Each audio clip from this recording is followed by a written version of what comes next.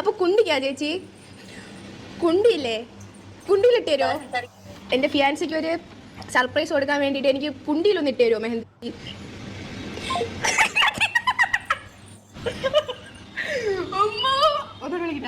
നിങ്ങൾ ഏകദേശം എല്ലാവരും കണ്ടിട്ടുണ്ടാവും. ആർജെ അഞ്ജലിയുടെ ഒരു പ്രാങ്ക് കോളിന്റെ ഒരു ഭാഗമാണ് ഞാനിവിടെ വെച്ചിട്ടുള്ളത്. മര്യാദക്ക് ജോലിയും ചെയ്തുകൊണ്ടിരിക്കുന്ന ഒരു സ്ത്രീയെ വിളിച്ച് അപമാനിച്ചിട്ട് കിണിന്ന് ഇത് ചിരിക്കുന്നു. എനിക്ക് തമാശ തോന്നിയില്ല. നിങ്ങൾക്ക് കേട്ടിരിക്കുന്നവർക്ക് ഇതിൽ തമാശ തോന്നിയോ? ഇത് തമാശ ഒന്നും വിഷയമല്ല, ചെപ്പയ്ക്ക് നല്ല അടി കൊടുക്കേണ്ട വിഷയം സത്യം പറഞ്ഞാൽ. ഈ പ്രോഗ്രാം നടത്തുന്ന ആൾക്കാരോട് എനിക്ക് ഒന്നും പറയാനില്ല. എനിക്ക് പറയാനുള്ളത് ഈ നമ്പറൊക്കെ കൊടുത്തിട്ട് പ്രാങ്ക് ചെയ്യേ എന്ന് പറയുന്ന ആൾക്കാരോടാണ്. നിങ്ങൾ ആരുടെ നമ്പറാണ് ഈ അയച്ചു കൊടുക്കുന്നത്? നിങ്ങളുടെ വർഗ്ഗശത്രുക്കളുടെ നമ്പറാണോ അതോ നിങ്ങളുടെ ഏറ്റവും അടുത്ത ആൾക്കാരുടെ നമ്പറാണോ?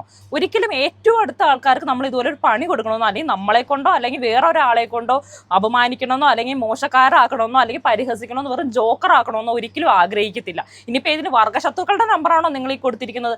അതുകൊണ്ടാണോ ഞാൻ നാട്ടുകാരെ മൊത്തം വിളിച്ച് അല്ലെങ്കിൽ നാട്ടുകാർ മൊത്തം കേൾക്കുക ഇതുപോലെ അപമാനിക്കണം എന്ന് ആഗ്രഹിക്കുന്നത്? അവരൊരു മര്യാദയുള്ള സ്ത്രീ ആയതുകൊണ്ട് ആ ഫോൺ കട്ട് ചെയ്തിട്ട് പോവുകയാണ് ചെയ്തത്.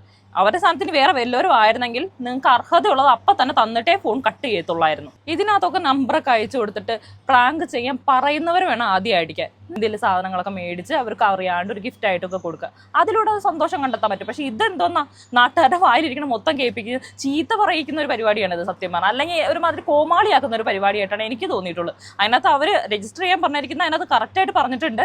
ഇതിനകത്ത് അവർ ഉത്തരവാദിയല്ല, ഈ പ്രോഗ്രാം നടത്തുന്നവരല്ല ഉത്തരവാദി. ഇത് ആരാണോ നമ്പർ അയച്ചു കൊടുത്തത് എന്തെങ്കിലും വിഷയമാണെങ്കിൽ അവരാണ് ഉത്തരവാദി എന്ന്.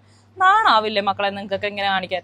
ഏത് വിവരം കെട്ടവനാണോ ഈ നമ്പർ അയച്ചു കൊടുത്തിട്ട് ഇവർ പ്രാങ്ക് ചെയ്യാൻ പറഞ്ഞത്?